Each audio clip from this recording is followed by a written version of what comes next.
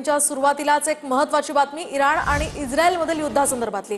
तर इराण आणि इस्रायलमध्ये अखेर युद्धविराम पाहायला मिळतोय। युद्धविराम झाल्याची इराणकडून अधिकृत घोषणाही करण्यात आली आहे। युद्धविरामाचं उल्लंघन आता करू नका असं ट्रम्प यांनी ट्विट केलंय। तर गेल्या काही दिवसांपासून इराण आणि इस्रायलमध्ये युद्ध सुरू होतं। दोघांकडून एकमेकांवर हल्ले प्रतिहल्ले सुरू होते। यामध्ये दोन्ही देशांचं मोठं नुकसान झालं। त्यानंतर आता ट्रम्प यांनी ट्विट करून हे युद्ध थांबण्याची खरं तर घोषणा केली।